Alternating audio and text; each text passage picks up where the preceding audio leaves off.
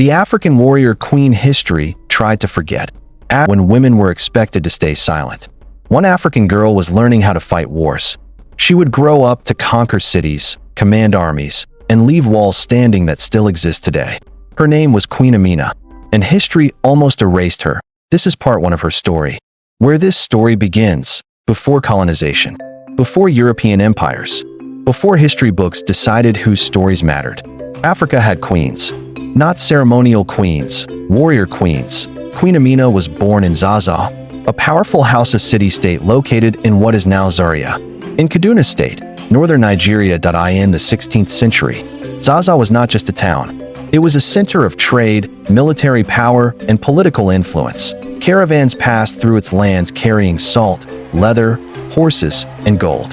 To control ZAZZAU was to control wealth, and to control wealth was to control power. This was the world AMINA was born into. AMINA was born into royalty. Her mother, Queen Bakwa Turunku, was a respected ruler who expanded ZAZZAU's influence through diplomacy and trade.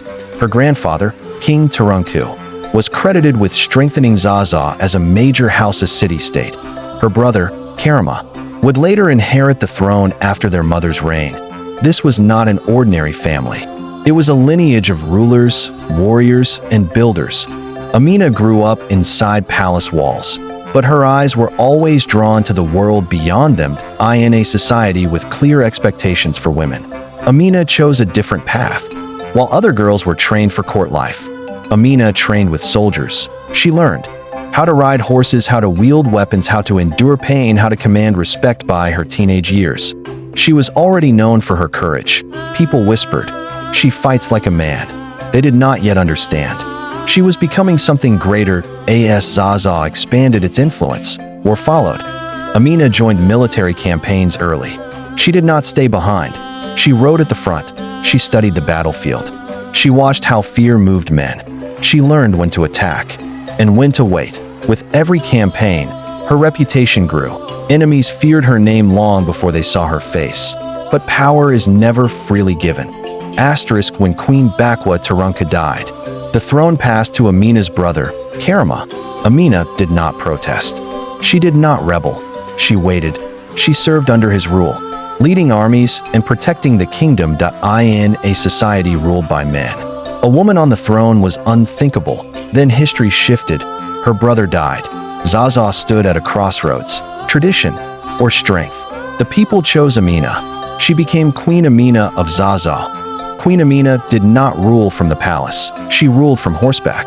She led armies across Hausa land, conquering cities and expanding ZAZZAU's influence. Trade routes fell under her control. Wealth poured into the kingdom, and everywhere her army passed, something remained behind.